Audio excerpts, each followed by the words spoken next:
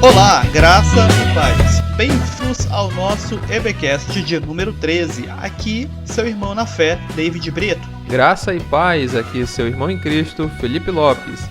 E esse é o seu podcast bíblico semanal, onde conversamos sobre assuntos relacionados à Bíblia, teologia e vida cristã, sempre de modo leve, descontraído e bem-humorado.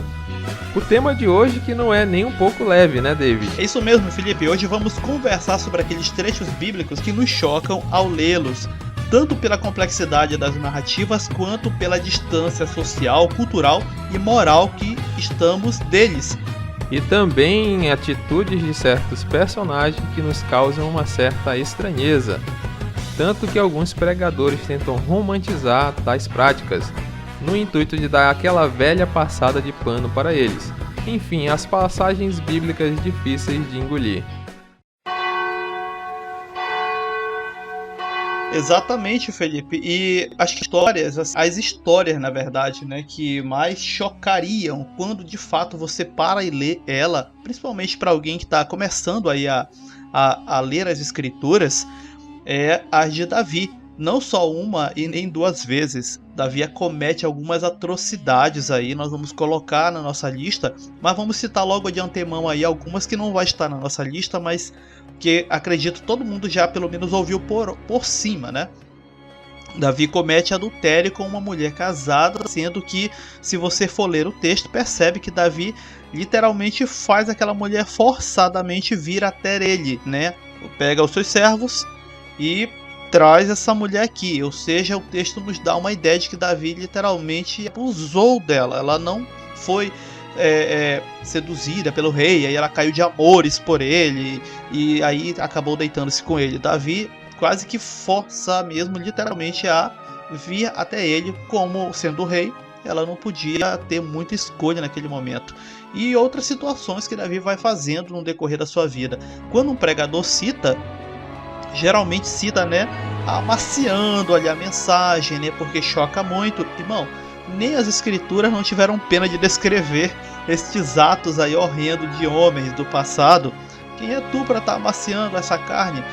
Deixa, como diz aqui na minha região, deixa rolar mesmo.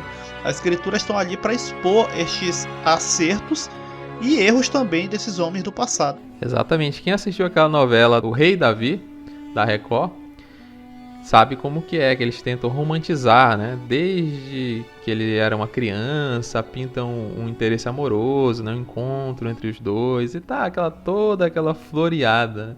E mostrando que eles se apaixonam, que foi algo consensual, para tentar limpar a barra, né? Até porque ele tem que ser o herói ali da narrativa, né?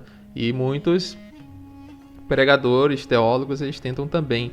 Isso vem do pensamento que os personagens bíblicos são perfeitos. A gente sabe que não são, né? Então sempre se tenta usá-lo como um exemplo. Às vezes eles são exemplos em certas áreas, né? Em áreas da fé, às vezes como ser um pai, como ser uma mãe, mas não em todas, né? Inclusive quase que todos eles têm algum ponto fraco ali. E a Bíblia faz questão de mostrar isso, então temos que entender que são homens como nós, né? E não diferentes, super-heróis, né? As pessoas acham que tem até aquela famosa galeria dos heróis da fé. Olha, aqueles ali são perfeitos, né? E Davi tá ali, então Davi também é citado como um grande exemplo, né? É um homem segundo o coração de Deus. Olha só quantas atrocidades ele fez, né?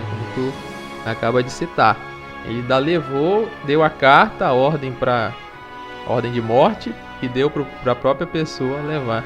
Olha só, é crueldade mesmo. Foi uma coisa assim maquiavélica, realmente feito com requintes de crueldade. Davi fez aquilo, né? Planejou o assassinato de um homem, que era o marido da mulher, quem ele praticamente forçou a ter relações com ele, e fez este mesmo homem levar a carta que condenava-o à morte até o seu general.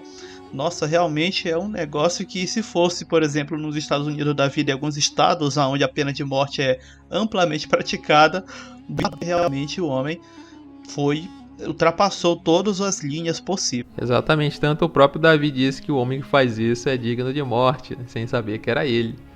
Então há toda uma trama, ele toma a mulher do seu próximo, depois descobre que ela engravida, manda ele vir da guerra para ter relações com ela, para dizer que o filho era dele, e ele não entra com a sua mulher, não vai para sua casa, fica ali, né, vigiando a cidade, e aí ele fala, então eu vou ter que te matar, e aí dá a carta de morte para a própria pessoa levar. Então, se a gente visse só esse relato, né, da vida de Davi, e fosse colocar num filme, esse rei seria um dos piores vilões, seria um rei sem escrúpulo nenhum. Exatamente. Mas esse aí é só para poder introduzirmos, irmãos. Vamos colocar aí alguns fatos das escrituras. E quando alguém lê, olha, não é muito fácil de engolir não, tá? Mas primeiro temos que te preparar para dizer o seguinte. O choque cultural entre o nosso tempo, mentalidade e época agora, com aquilo que era a mentalidade na época de patriarcas bíblicos, é muito grande. Lembre-se que nós estamos longe deles milhares de anos até. Chega na casa dos milhares de anos. Então não fique escandalizado com algumas coisas, porque se tem uma regra que quem, por exemplo, estuda história, de repente escuta a gente aí, pode nos corrigir aí, comentário está para isso, né? Vai estar nos ajudando. É que é necessário entender a mentalidade, né? Os costumes aí e todo o arcabouço cultural que cerca aqueles homens de Deus ali naquela época, para podermos tentar minimamente entender o porquê eles fizeram certas coisas, acertaram de algumas formas ou erraram de outras formas ali. Vamos aí para a nosso primeiro ponto. Era comum na época ali dos patriarcas, principalmente Abraão, né, na época de Abraão, acontecer de as mulheres ali dos seus senhores, quando encontravam dificuldade em engravidar, e o tempo estava passando, e o seu senhor, né, chegando ali, avançando a idade, e nada de ela engravidar. Ela acabava fazendo uma coisa que era de pegar uma serva, ou até mais de uma, inclusive, e dar para o seu senhor, né, ter relações e gerar nela filhos, para que ele pudesse ter descendência. A mulher do patriarca fazia isso, da pessoa, sim, era comum. Tanto que nós temos na Bíblia aí uma situação que é de Sara, né, a esposa de Abraão, que recorreu a essa prática aí, né? Ou seja, era um costume dali, meio que da cultura ali, nômade daqueles povos ali ao redor.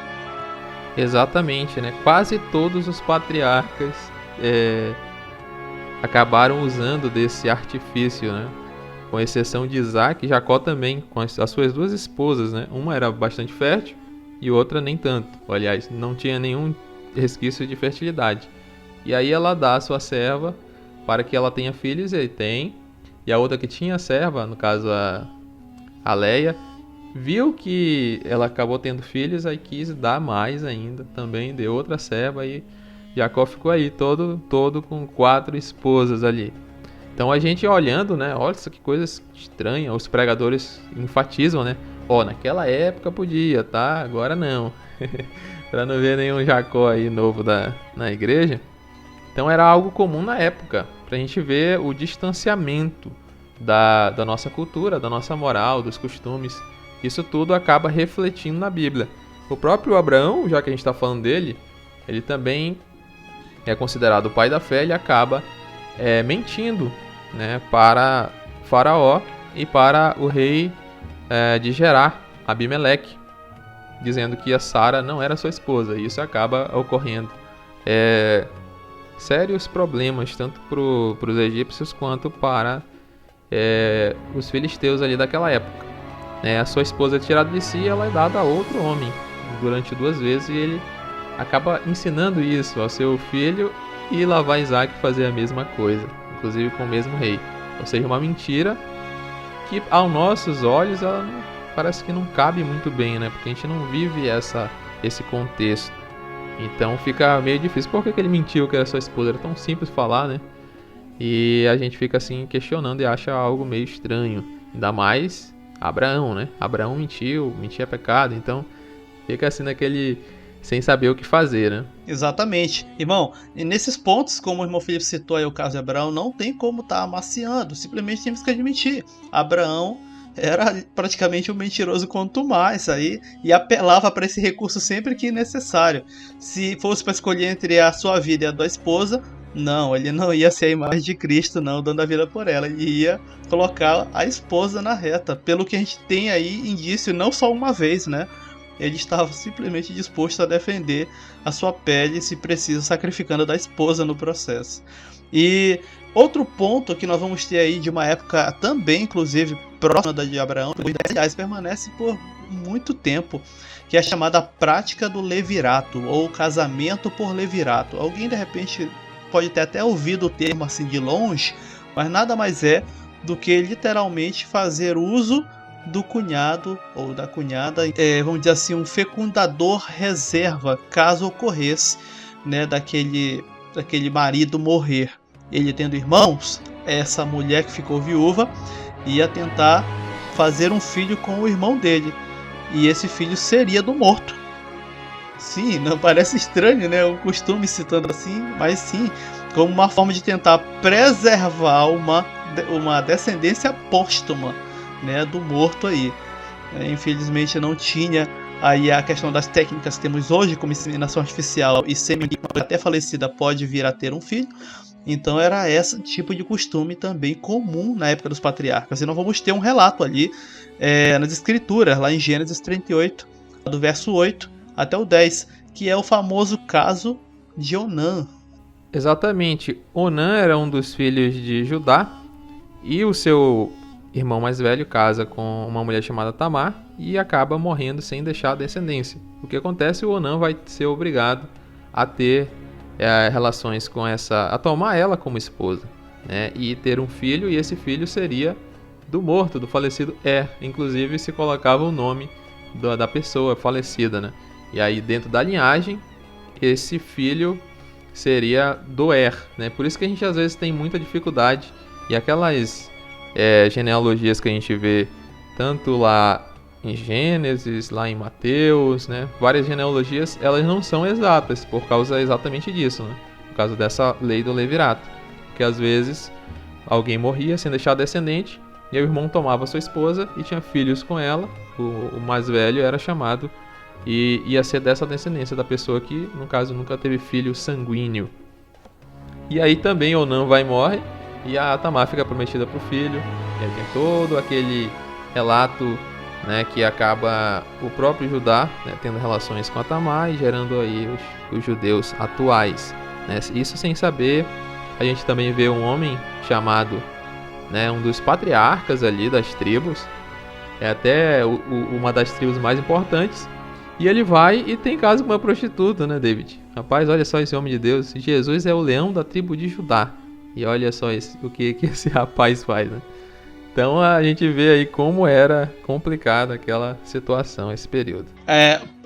E outra coisa, já aproveitando aí o caso do Onã, né, que a prática do leite de a mulher do falecido, principalmente quando era primogênito. Nossa, o primogênito casou e por um infortúnio ele veio a morrer sem ter feito um filho, aí pronto, acabava com tudo, afetava o clã de uma maneira ali muito grande. Então era daí feito na prática do levirato. O irmão mais novo desse primogênito, né, o próximo irmão aí, depois dele, tendia a casar-se com essa mulher, ou seja, ele estava despachado, ele não ia ter o direito de estar escolhendo com a mulher com quem ele casaria, ele já estava meio que fadado a casar com a cunhada para fazer um filho que seria do irmão morto, certo? Claro, gente, entenda aí, quem está perdido de repente já nos costumes culturais, biologicamente o filho não seria do irmão morto, é claro, mas convencionava-se ali naquela sociedade, né, ali nômade, enfim, era muito comum isso, de que aquele filho seria do irmão agora falecido, né? Eles até usavam a expressão na Bíblia, suscitar linhagem, né, ou suscitar descendência do fulano que morreu. Era isso a prática do chamado levirato. Ao ponto não, era comum aí até pouco tempo atrás na igreja, né, de que a masturbação era chamada, por exemplo, de onanismo.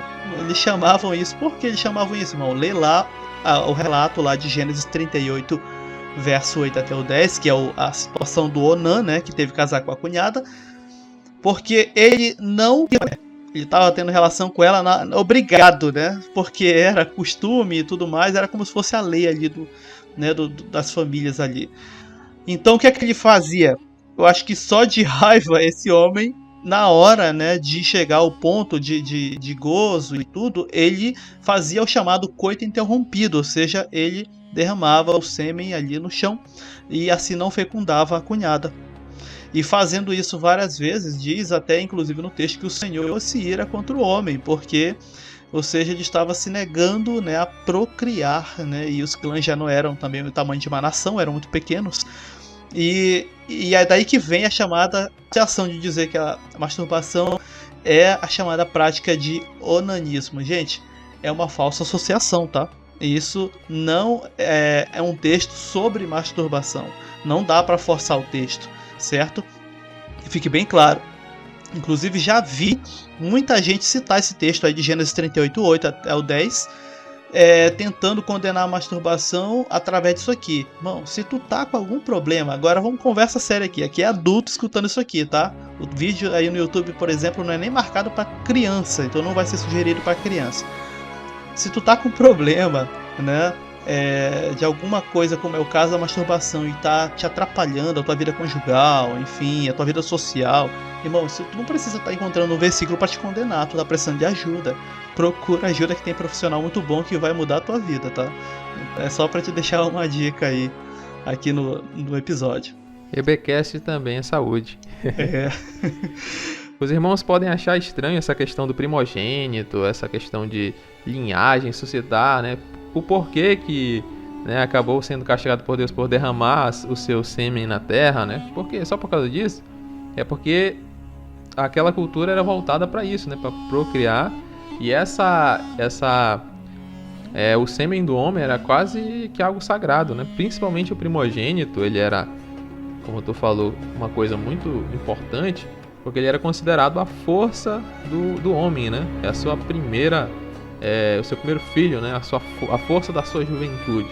Então, quando alguém morria, principalmente primogênito, poxa, é a força daqui da nossa tribo, né? Do sangue e tal. Então, era por isso que tinha toda essa sacralidade em torno do primogênito, das relações, e tinha que suscitar a descendência ali do primogênito.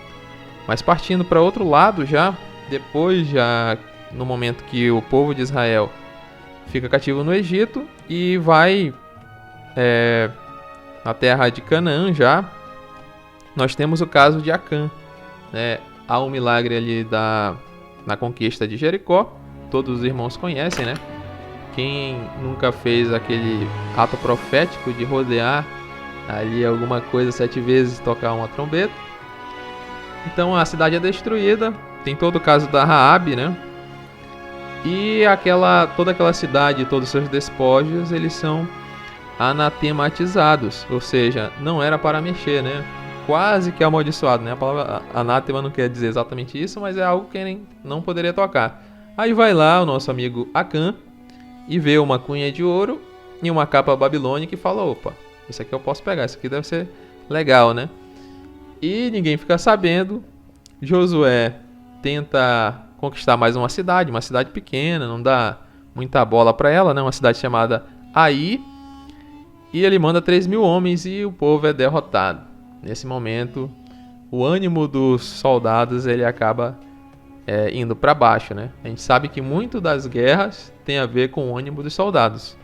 Então, uma derrota, por mínima que seja, abala a estrutura. A gente pode ver agora, né?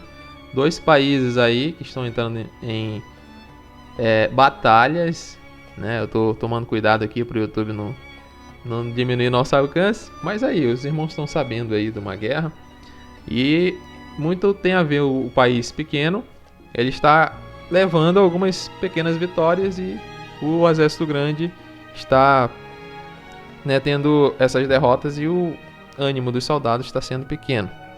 Então o povo começa a achar que Deus não está mais com eles, né, que eles não vão conseguir tomar conta daquela terra por causa dessa derrota.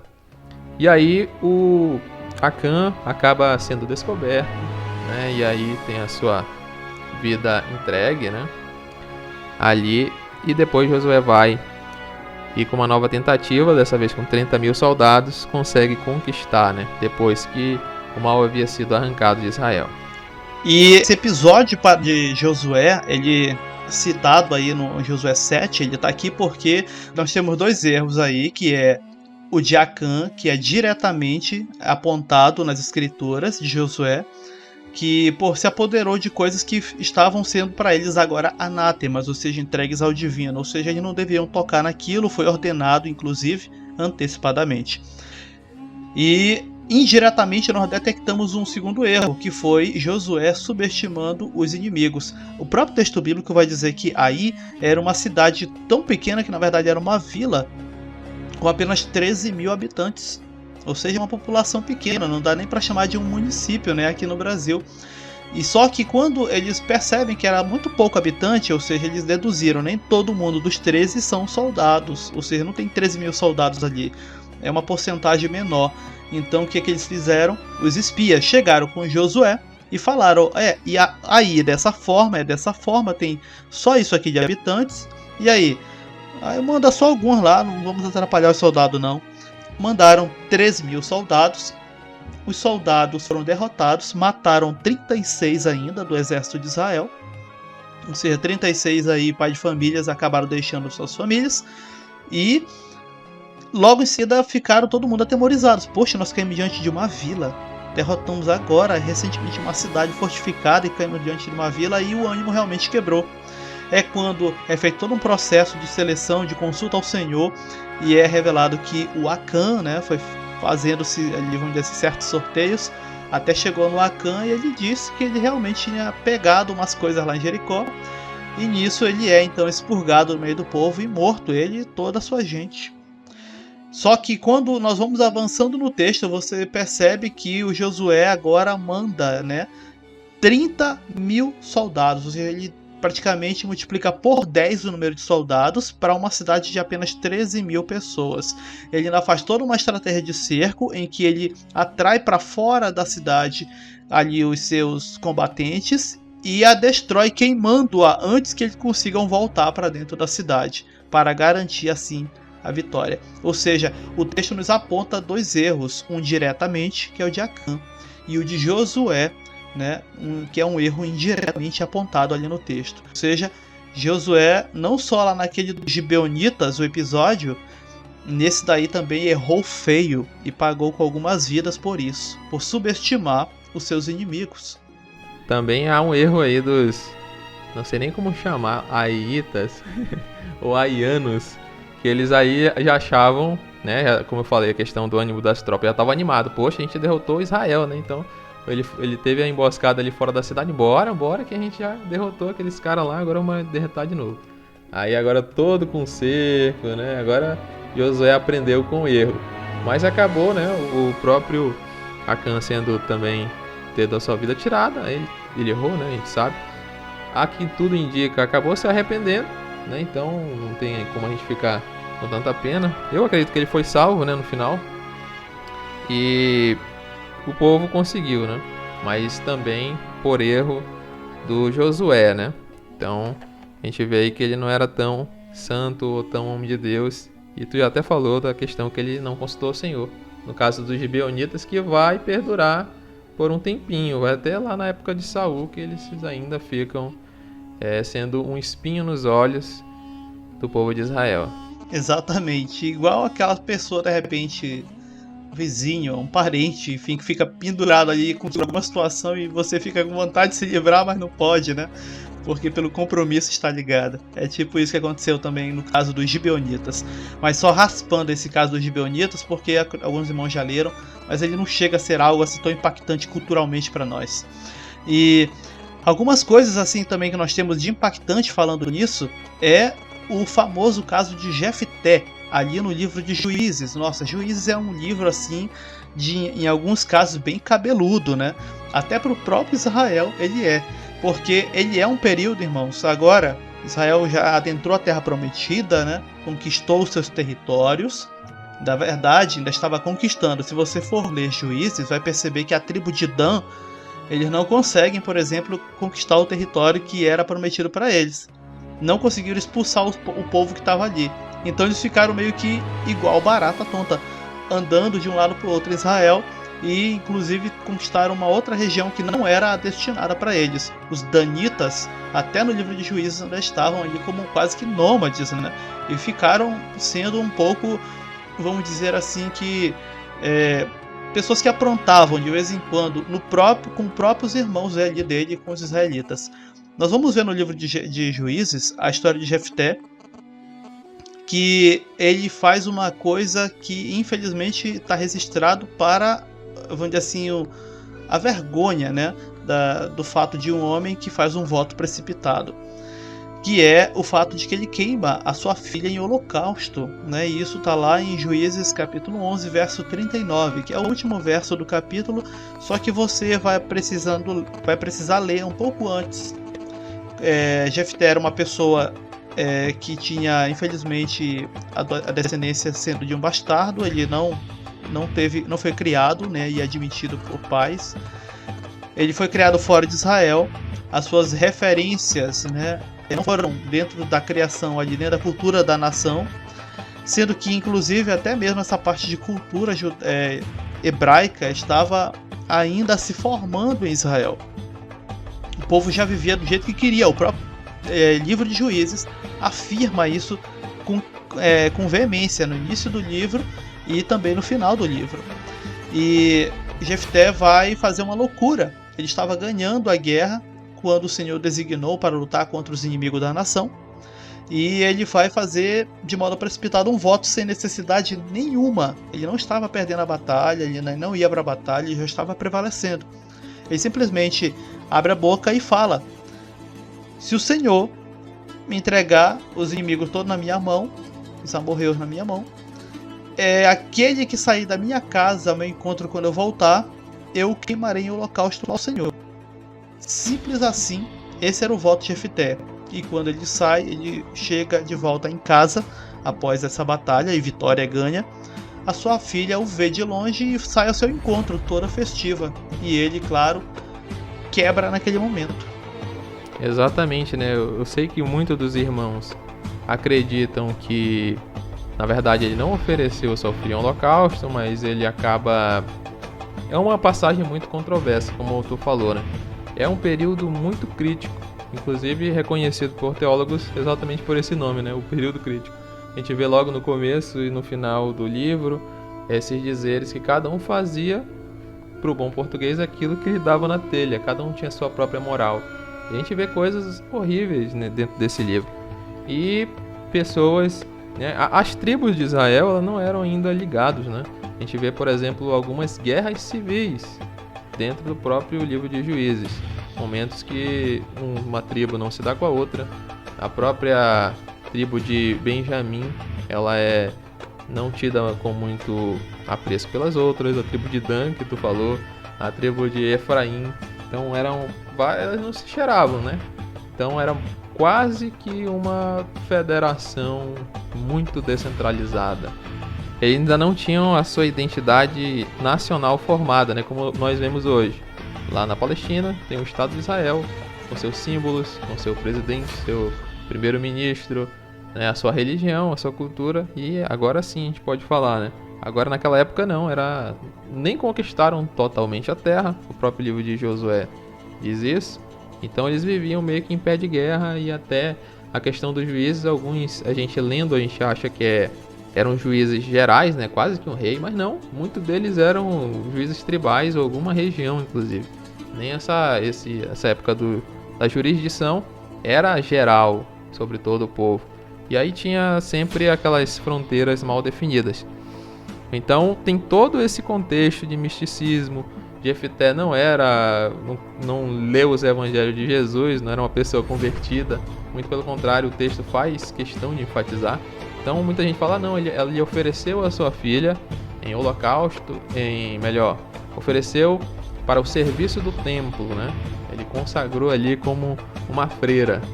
Só que se a gente estudar um pouquinho, a gente vai ver que não existia esse tipo de voto, né? De entregar. A tenda da congregação era gerida pelos levitas, todos homens, né? A gente vê várias exceções, como no caso de Samuel, né? Samuel não era da tribo de Levi, era da tribo de Efraim, mas por toda a sua concepção miraculosa, ele acaba sendo oferecido, mas não era algo tão comum, ainda mais com mulheres, né? Então todos os argumentos possíveis para dizer que não, ela não foi oferecida, eles são muito fracos, e aqueles que dizem que de fato ele ofereceu ela em sacrifício são bem inconsistentes, ou seja, não, infelizmente é difícil de engolir, mas ele não tem para onde fugir, ele acabou oferecendo a sua filha em holocausto. E também havia formas na lei judaica de resgatar coisas consagradas ao Senhor. E o Jefté se mostra uma pessoa totalmente ignorante quanto a isso. Ele não conhecia nada, lembra do que eu falei anteriormente? Ele foi criado fora de Israel, não tinha muita noção, né, de instrução hebraica, nada disso. Ele foi, além dos que aqueles que já viviam em Israel estavam totalmente quase que à parte, né, dessas instruções, Jefté piorou ainda no caso, porque ele foi criado fora da nação. Ele foi buscado ali pelos seus para poder se adentrar ali numa campanha militar para libertar algumas regiões e tudo, mas ele era um homem totalmente ignorante, tinha como referência cultural ali povos que infelizmente praticavam o sacrifício humano. E alguns teólogos, por exemplo, dizem que quando o Jefté faz seu voto, você pode buscar ali no livro de Josué. Aliás, eu te apontei só o capítulo 11, porque aí é o capítulo realmente que fala sobre, né, o momento em que ele cumpre o seu voto. Mas você pode ver o voto de Jefté. Ele realmente abre a boca e fala. Inclusive, quem é aquele que vai buscar na linguagem original, ele não está falando sobre uma coisa, gente, oferecer algo ao Senhor. Ele está falando uma pessoa mesmo. Ele, na cabeça daquele homem, fazer isso seria algo que agradaria a Deus. Ai, mas o Senhor não ia deixar uma coisa dessa acontecer, irmão. Deus não se pronuncia do início ao fim naquela história. Leia de novo, você passou corrido pelo texto, leia de novo com cuidado. Deus simplesmente não se pronuncia em momento algum da história, porque o livro dos Juízes é um livro histórico e que fala ali sobre pouquíssimos momentos em que o Senhor atua ali na nação, como é o caso de Sansão,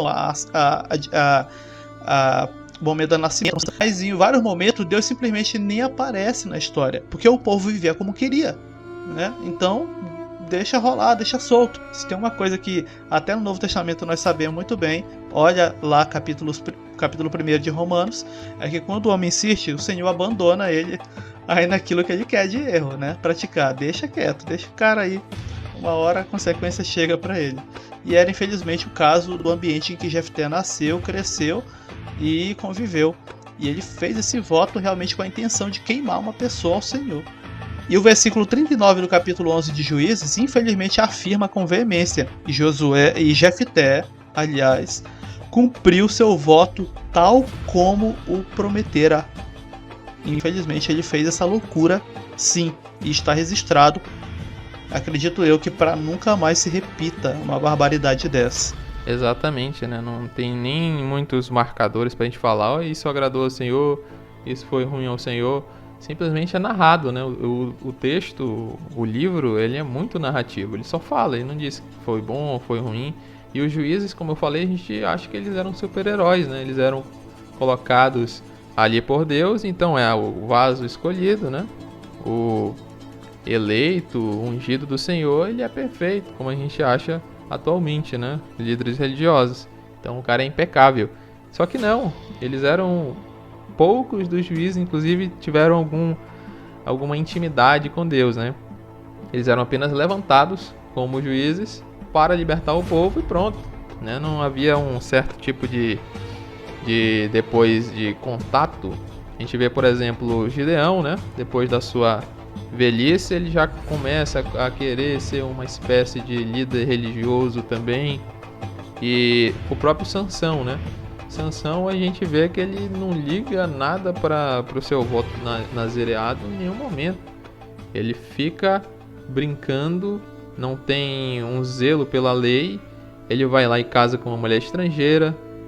Ele vai e certas coisas que não poderia fazer um voto de nazireado, né? Quando a gente vê naquela cidade que ele arranca os portões, ele foi ter com uma prostituta. Então a gente vê que ele não é um modelo moral para ninguém.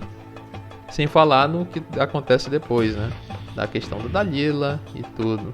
Então a gente tem que entender que o Espírito Santo ia para uma pessoa para fazer algo específico. Não que ele ia, né, santificar a pessoa e tornar um exemplo. E nessa época, como a gente fala, é um período bem crítico da história de Israel e que muita coisa de ruim acontece. E para poder você entender como era crítico realmente esse período na história de Israel, com cada coisa que faria você moralmente chocado, vai mais uma do livro de Juízes, né? Que não só deixou a sua namorada, né? Vamos dizer assim, a sua concubina ser abusada de modo assim grotesco, quanto a esquartejou depois disso. Assim, nossa, irmão, como é que pode o levita da casa do Senhor, né? Chega, é doce essa frase na boca do crente. Sim, irmão, levita da casa do Senhor, assim, para ter uma ideia como é que estava a situação de Israel naquele momento, cultural, moral. Lembre-se, o texto, inclusive no capítulo 19 de Juízes, repete de novo a frase: cada um vivia como queria naquele período em Israel. Então existiram casos assim bizarros. Esse do Levita você pode ler em todo o capítulo 19, é bem rápido porque ele é só esse capítulo lá, em que o Levita tinha uma mulher, ela dá uma enjoada da cara dele, ela se manda lá para dentro da casa do pai dela, foi embora, ele vai atrás dela, né, sentiu saudade ali da costela à noite, e vai atrás da mulher. O texto deixa claro que ele nem sequer se propõe em casar com ela, ela era uma concubina, ou seja, uma parceira de cama, certo? E aí vai atrás dela na casa do pai dela. Chegando lá, o pai dela, né, foi com a cara do homem, gostou muito, fica aqui, passou 1, 2, 3 dias lá, né, e não queria nem que fosse mais embora. O homem gostou aí do namorado da filha. E ele decide, não, agora a gente vai embora, né? Ficar na casa do sogro é ruim. Colocou a mulher num jumento e foi embora. Chegando em certa localidade, um senhor ali, né, oferece, identificando ali como ele, um levita, oferece ali hospedagem. Fica aqui, né, a noite vai cair aí, vocês vão estar em viagem. Se hospedem comigo. Naquele momento ali, à noite, na casa do senhor, um grupo de homens viram aquela pessoal novo chegando na casa. E foram dar uma de sodomitas lá da história lá do Ló. Queriam quase derrubar a porta do homem. Ei, bota esse homem pra cá. Queriam abusar do homem, do levita. E o homem ficou, né, ali agoniado, né, o senhor que hospedou o levita e a concubina.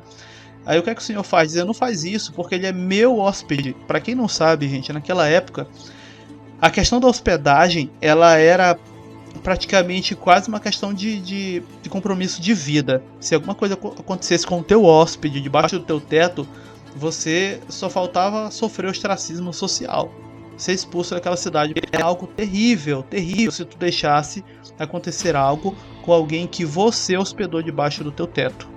Tá? Para quem não sabe disso, era um costume cultural muito, mas muito importante e levado em consideração ali em alta estima naquela região e momento.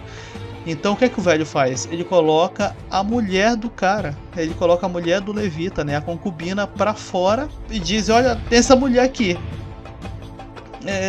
usem ela como vocês querem, né? Vocês não podem fazer isso com o homem porque ele é meu hóspede.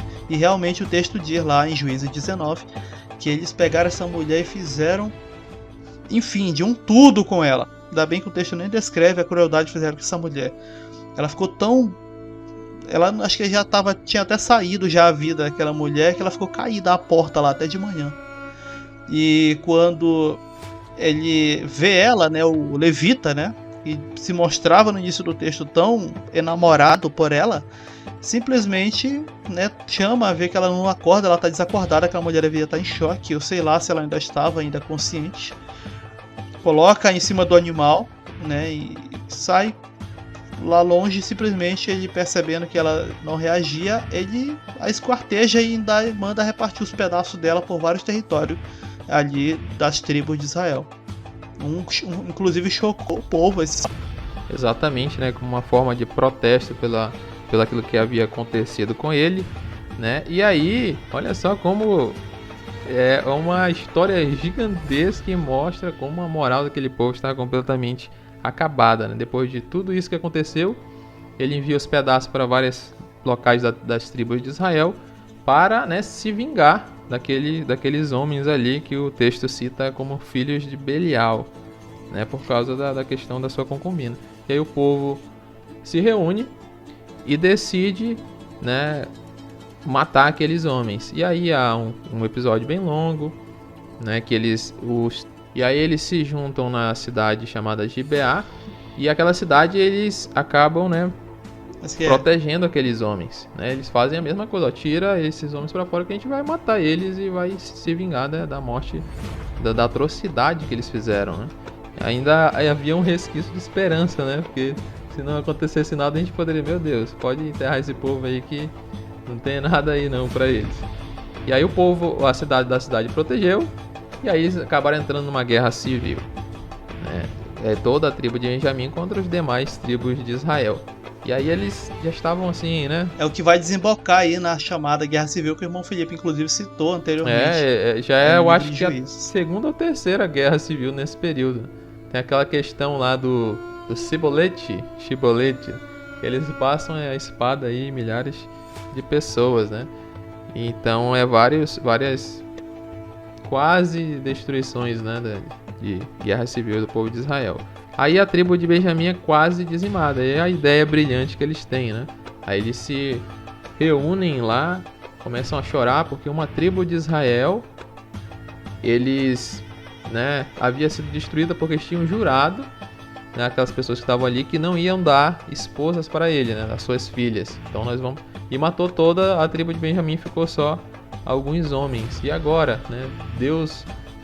fez abrir a ruptura em Israel, ficamos sem uma tribo, né? Tinha aquele misticismo no número 12, tem que ser 12 tribos, e agora, né, uma tribo se destruiu, estamos mutilados, e aí eles descobrem que uma cidade não havia se reunida com eles, né, para destruir, chamada Jabes de Gileade, e ele falou, tem uma cidade que não veio aqui e fez o juramento, então eles não nos ajudaram, né, a vingar a mulher, o ultraje da mulher do levita, e também eles não juraram que não iam dar suas filhas. Então, olha que ideia brilhante, vamos lá destruir todo mundo, né, homens, mulheres e crianças, e vamos pegar mulheres ali virgens e dar para esses benjaminitas ali que estão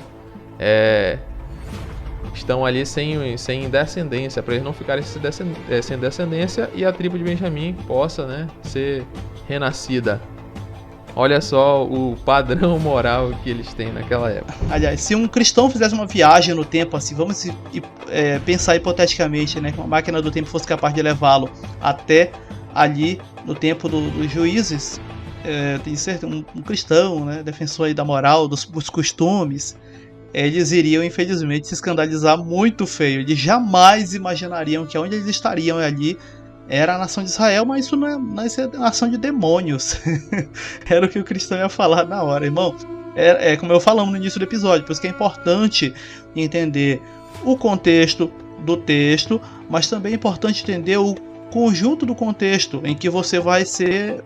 claro, obrigado a procurar um pouquinho aí como era aquela mentalidade, a cultura, o momento, porque eu sei que o cristão, quando ele olha para esses textos hebraicos aí, ele quer romantizar a coisa, né, achando que os caras andavam de roupa sacerdotal meio-dia. E, gente, cuidado com essa tua visão romântica de mundo, que o mundo não é muito mole assim não, ok? Vê se tu te prepara para a vida. Eu sei que tem gente de cabelo branco que ainda não está muito preparado para a vida, que não consegue olhar para os textos bíblicos tal como eles realmente se apresentam ali. Exatamente, né? Aí depois, continuando o relato, uma coisa puxa a outra, as mulheres ali daquela cidade não foram suficientes, ainda sobraram alguns benjaminitas sem, né, esposa. E aí eles tiveram a ideia mais brilhante ainda. Eles viram que as mulheres lá de Siló, elas saíam para dançar, né, no campo, em certa época do ano. E aí eles falaram, vocês ficam emboscadas nas vinhas, escondido, e quando as mulheres saírem, né, as mulheres virgens, você pode cada um pegar a sua esposa e levar no colo e ir embora para a cidade de Benjamim, que a gente se vira com os pais e os irmãos dela. Olha só como se encerra o livro. Ele começa falando de um rei que tinha 70 outros reis que ele havia cortado o polegar, tanto direito quanto esquerdo, e comiam migalhas, né, debaixo da sua mesa, ali como cachorros, e termina dessa forma. Só para você ter uma ideia de como era aquele período mesmo. Realmente um período de trevas, né? Negro ali na história de Israel. Mas como eu sempre falo pra você, irmão, A Idade Média. nos episódios passados. Olha, a Bíblia não tá te enganando. É alguém que tá te enganando aí tu vai ficar todo escandalizadinho ao ouvir essas histórias. Irmão, tá lá. Tá no texto. Se tu tá se escandalizando ao ouvir isso agora, tu só tá admitindo que tu não leu. Né? Tu tá bonitão aí, homem de Deus engravatado, mas tu não leu, então, de verdade, a tua Bíblia. Olha lá. Uma outra ponto bíblico, né? Nós vamos ter outras situações e tudo, nem chegamos a citar, só raspamos alguns aí, como é o caso de Sansão e tudo. Mas um outro episódio, né, que é até de fato chocante, porque confirma como esse homem era sanguinário de fato, é o de Davi. O Saul, né, aí já vamos estar pulando para dentro agora do período monárquico Israel. Israel já não estava tão negro, né, como dizer, no período, como era no período dos juízes. E o Saul percebe, né, que a sua filha já estava ali, né, de chaveco pro lado de Davi. E ele faz o seguinte: não vai precisar pagar dote, né, para casar com a minha filha. Sou o rei, rapaz, tem tudo que eu preciso aqui. Mas, como prova aí, né, de que realmente é digno de casar com a minha filha, eu só quero 100 prepúcios aí dos inimigos de Israel. Sim, irmão, 100 prepúcios, 100 anéis de pele ali, né, ali do órgão genital masculino. E o Davi, para poder provar que era capaz de casar com a filha do rei, vai e faz essa prova aí, né? Lá em 1 Samuel 18 vai nos falar, no final do capítulo aí, vai nos falar dessa proeza de Davi. Só que Davi não chega só com 100 prepúcios, só que ainda tinha duas coisas. O Saul não queria dote porque ele realmente queria ver se ele encrencava o Davi, né? Ele já não estava muito se agradando de Davi porque já desconfiava que esse cara vai querer tomar meu trono, né? Já está sendo mais famoso do que eu no meio do povo, eu vou fazer uma pra ele aqui, pelo menos assim, sei lá, vai que os inimigos mate ele. E ele faz com que o Davi realmente se embrenhe no meio dos inimigos de Israel, lá nos filisteus, e para pegar 100 prepúcios, matava o soldado e cortava ali o anel de pele do órgão genital. E é que Davi chega não só com 100, ele chega com 200, né, para mostrar que ele era o cara bom de espada. Só que, gente, às vezes eu já vi um irmão pregando isso uma vez, e ele falava isso com uma normalidade, rapaz, que até com homem, ó, parece papo de sociopata. É como se o Davi fosse um cara assim e tal, porque fez essa proeza de matar 200 homens e cortar a pele do órgão genital ali, 200. Gente, presta atenção, ele só queria 100, sabe? Davi vai e pega 200. E era sem necessidade, aqueles 200. Aqueles 200, os 100 a mais, ele faz de graça aquilo ali. Ele faz mesmo de pirraça, literalmente. Não é à toa que o próprio Deus vai chamar para Davi de homem sanguinário. E não é somente pela morte ali do marido da Betseba não, tá, gente? Infelizmente Davi fez mais dessas aí outras vezes. Ele era de fato um homem sanguinário. Ele tinha um certo prazer, né, em empunhar a espada. Mais uma vez citando o Davi, né, que para muitos é um cara doce, gentil, e de fato, né, a gente vê, ele tinha essa dupla personalidade, entre aspas, né, ele conseguia compor belos salmos, né, tinha a sua harpa ali, ó, coitado, rapaz inocente, né, até nas novelas e filmes retratam, né, na sua, antes ali, na época que ele tocava harpa, né, gentil, bonitinho, né, doce, mas depois que ele pegou a espada, parece que ele pegou o gosto, né, é igual, às vezes, o político, né?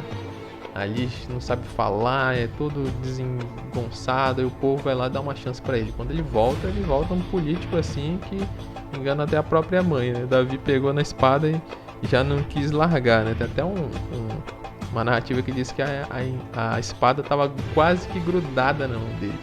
E tanto que ele tava lutando ali e várias pessoas, né? Tanto que ele é o rei conquistador.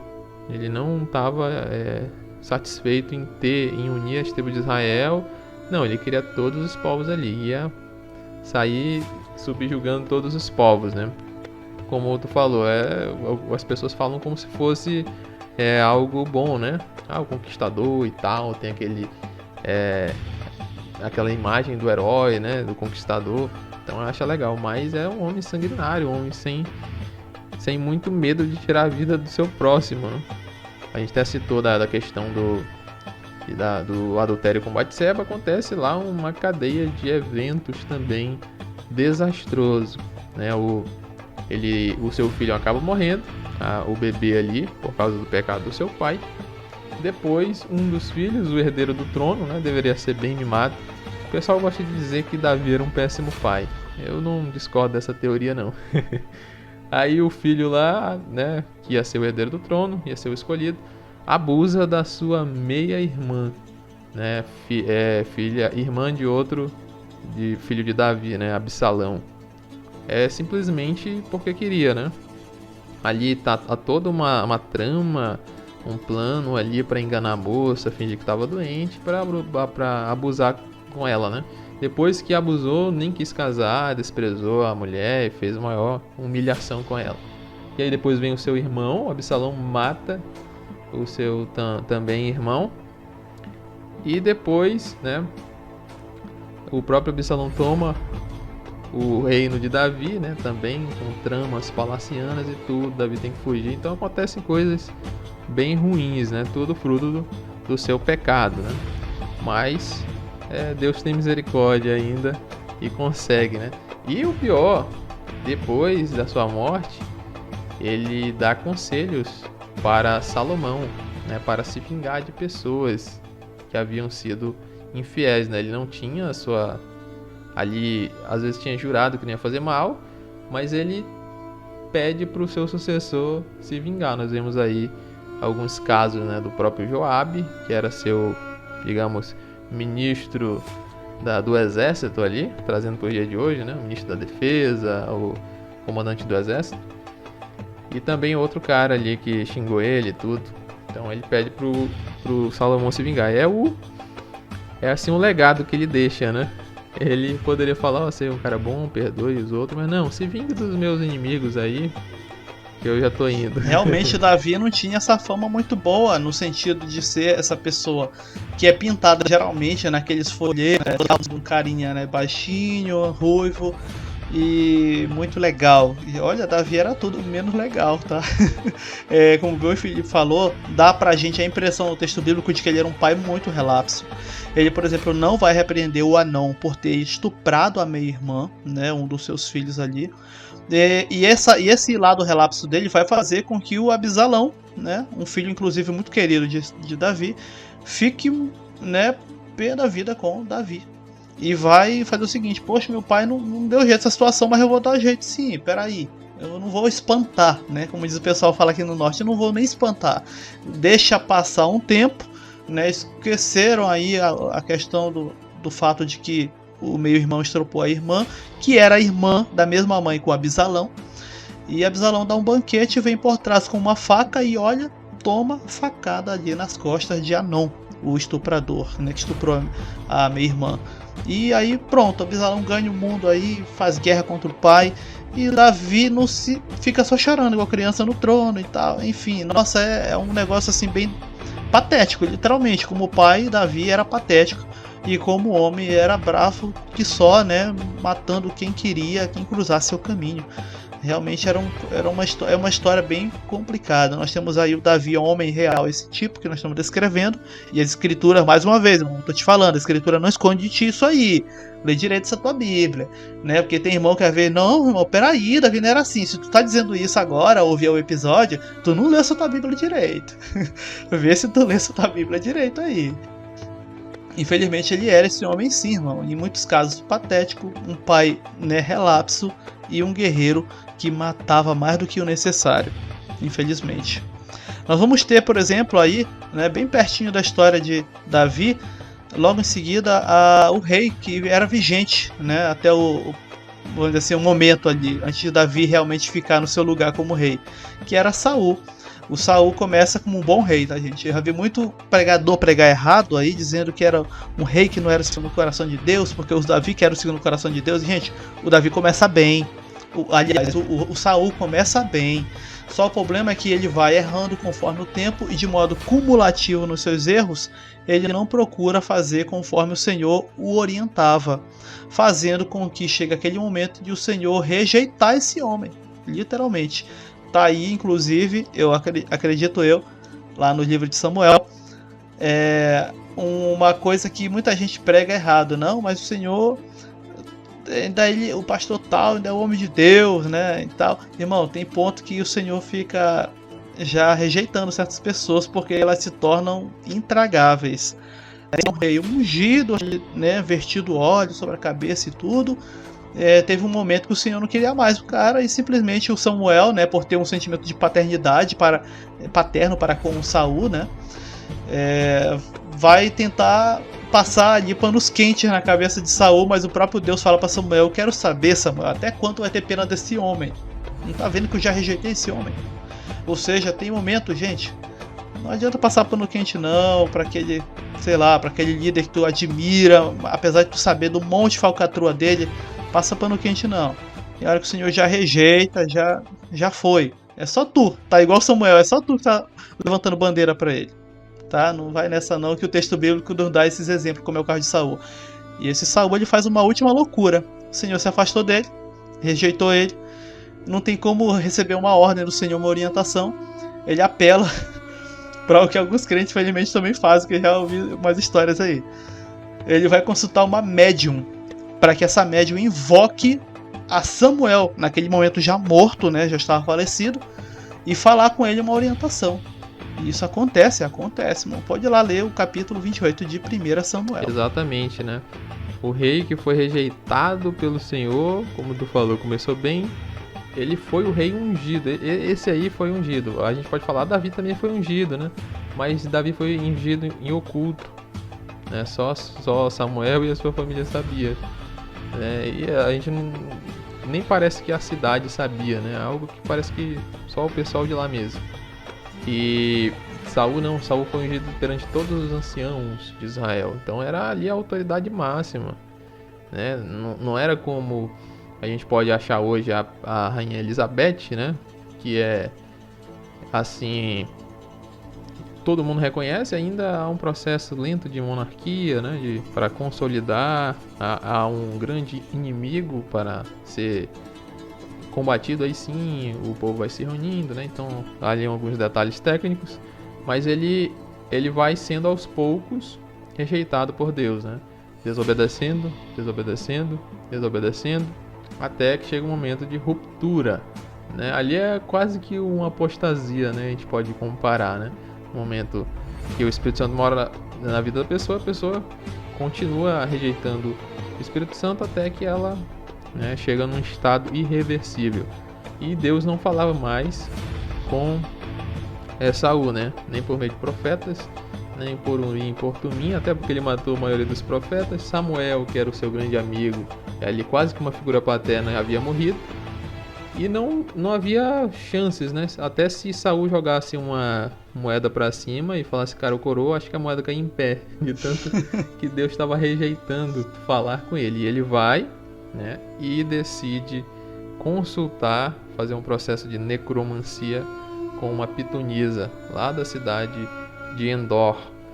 Coisa que era proibido pela lei. O próprio Saul, como a gente falou, começou bem, né? Começou fazendo uma limpeza religiosa ali, mas ele acaba cometendo isso, né? Para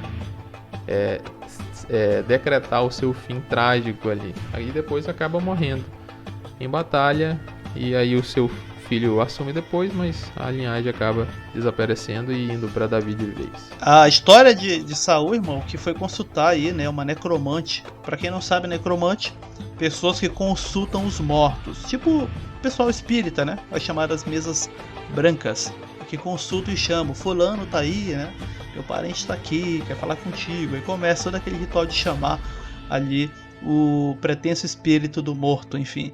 É isso que Saul foi fazer, tá? Pra quem de repente, sei lá, um irmão mais simples aí tá ouvindo e não sabia o que é aquilo. Pitonisa é uma necromante, ou seja, uma pessoa que diz que fala com mortos. E Saul chegou a apelar para isso. Só para você ver, irmão, quando a pessoa ela fica desesperada por qualquer resposta, ela aceita qualquer coisa. É até clichê falar, mas eu acredito que não é exagero. É igual ir no supermercado com fome. Tu vai comprar qualquer coisa ruim para comer pelo preço que te pedirem. É a mesma coisa o crente que ele é fascinado por essas coisas sobrenaturais. Qualquer localzinho, brechó aí, congregação de bairro que ele entra, que esteja falando com a voz rouca e um se contorcendo e o outro rodopiando, ele vai dizer que é Deus. Irmão, cuidado. Cuidado para te não estar comprando gato por lebre, e as histórias bíblicas desse tipo aí, como é o caso de Saul, estão aí para nos dar essas lições, ok? E infelizmente tem muito crente que acaba caindo nessas lábias aí. Exatamente, né? E partindo um pouquinho mais na questão da monarquia, depois ao reino dividido de Israel, Deus levanta um dos profetas Elias para corrigir o povo ali do reino do norte, né? E aí substitui ele um homem chamado Eliseu. E aí lá no segundo livro dos Reis, capítulo 2, aí versículo 23, 24, aí nessa área, a gente vê um caso muito curioso, né? Então Eliseu chega numa cidade, né? A cidade de Betel, e aí vem a Bíblia diz, algumas traduções, rapazes pequenos, né? E saíram da cidade e começaram a praticar um bullying com o profeta, né? Chamar ele de calvo, careca. E aí depois ele amaldiçoa em nome do Senhor, assim diz o texto, né? E aí 2 ursas saem do bosque e despedaçam, né? 42 daqueles pequenos, né? E aí ele segue a sua viagem, né? Olha só, o profeta do Senhor fazendo esse tipo de ação. Exatamente, é um texto que muita gente fica às vezes, né, procurando, mas o que aconteceu, rapaz? Do nada saiu esse monte, essas ursas e devorou o menino só por causa daquilo. Irmão, a gente não sabe de fato a intencionalidade ali, como disse o meu Felipe, do tal bullying, né?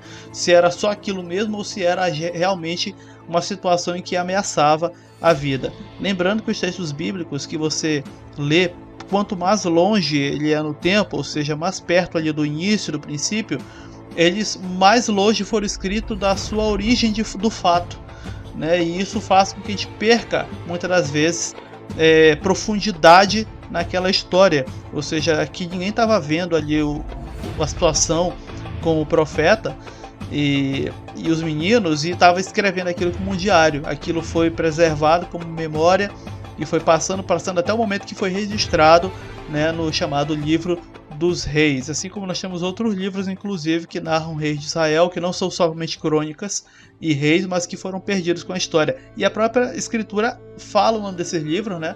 E a gente sabe que perdemos porque não temos resquício deles, por exemplo, como uma tentativa de já criar a memória daquele povo, né? De como bem falamos anteriormente lá sobre os juízes, de criar uma memória, uma identidade nacional. Quando é falado sobre esse episódio aí do profeta e das ursas, dá uma ideia mais ou menos de que de parecer que ele estava sob ameaça ali, o profeta, né? E eram vários ali, dá para perceber porque as ursas destroçam 42 deles. Nossa, era uma turma enorme, né? De quase ali meia centena de pessoas. Então, se fosse realmente uma ameaça de vida ou morte, o profeta ali morreria, porque eram muitas pessoas. Então, não sabemos de fato a profundidade, né, das razões do porquê o Senhor faz aquela ação, né, mandando as ursas sobre ali aquela rapaziada para que eles fossem devorados. Alguém lendo isso aqui, né, ou então tá vendo agora a história, ficou escandalizado? Irmão, assim tá o texto lá.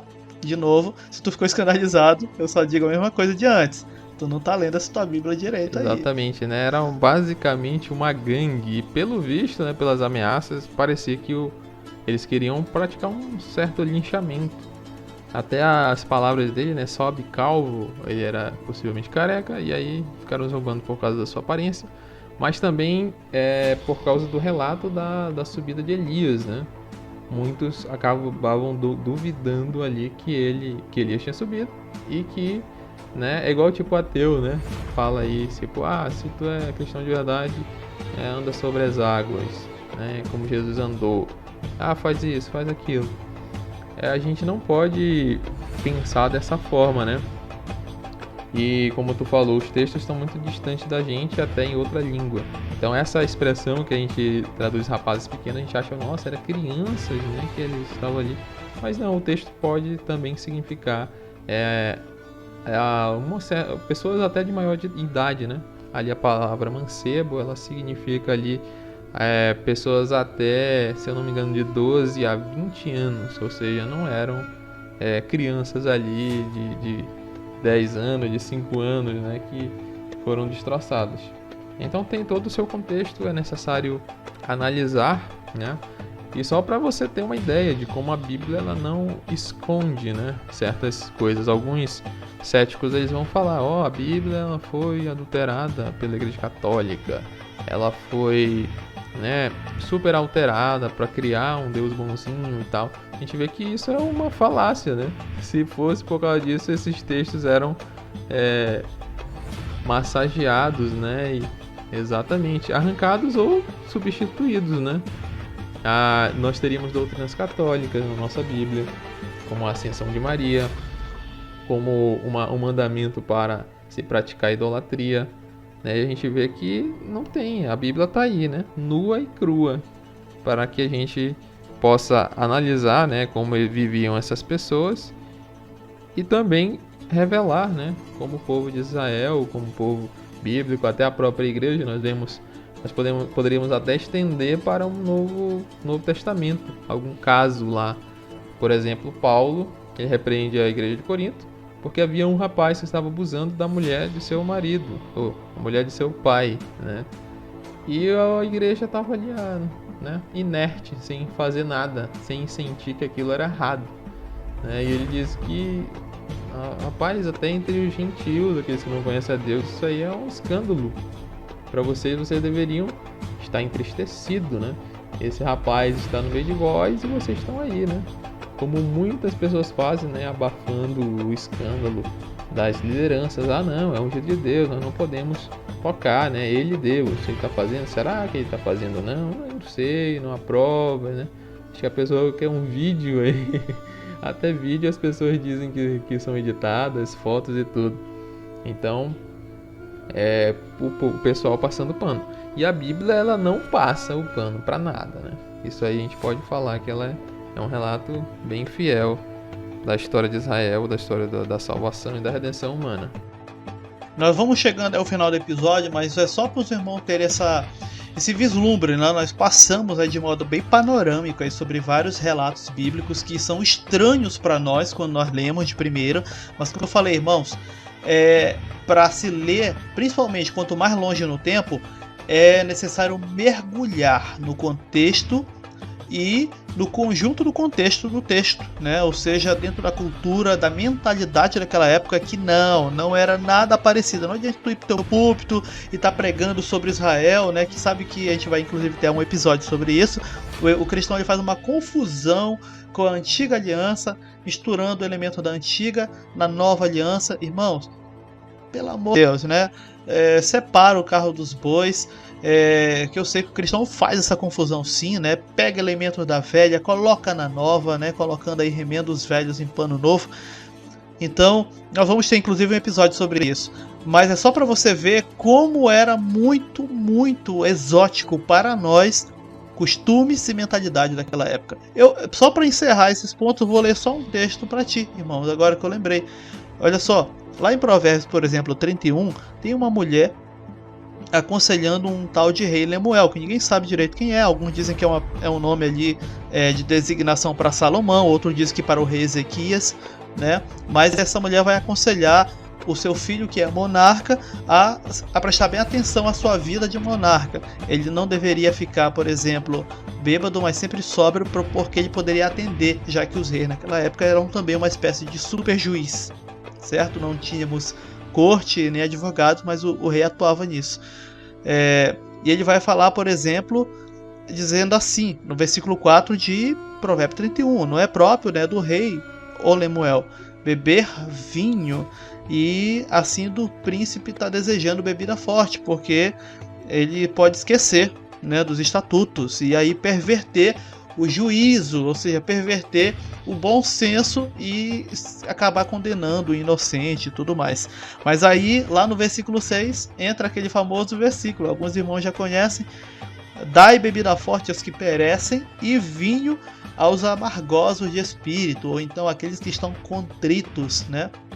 embebeda esse cara aí pra ver se ele esquece um pouquinho da dor dele. Se credo, irmão, isso tem na Bíblia? Tem, irmão. Tem, de novo, isso não era pra te espantar, porque era pra te já ter lido, né? Era pra te ter lido. Ah, irmão, então eu vou beber. Irmão, se depois desse versículo tu tá achando que tu vai sair daqui e vai meter a cara no bar, tu não tem que ir pra uma igreja não procurar ajuda, tu tem que ir pro AA, irmão. Tu tá com problema de alcoolismo, tá? Não é porque o texto diz isso que tu tem que se incentivar a beber. Tu tá precisando de ajuda com o alcoolismo. Cuidado, irmão, cuidado. Tá? É só para você ter uma ideia como o texto bíblico é muito diferente da nossa noção de moralidade que a gente criou na nossa cabeça e acha que tá assim desde o Gênesis. Não tá não, irmão, tá? A nossa moralidade é produto aí de eras aí, discussões, guerra civil, conflitos, enfim, né? Mas é isso, é só para os irmãos terem uma ideia da diferença tão grande entre aquilo que foi o caminho da humanidade até aqui e que exatamente por ser desse jeito tortuosa, né, e complicada, é que o Filho de Deus se fez homem habitando entre nós para melhorar essa situação, nos nivelando, né, aí, ao máximo possível a imagem dele como homem perfeito. Exatamente, né? Frisando que a Bíblia não endossa tais práticas, né, irmão? Nós só estamos citando aqui como elementos culturais, não vai achando que você pode pegar uma concubina, né? E minha esposa não tem filho, então já sei o que eu faço. Vou dar uma de Jacó, de Abraão.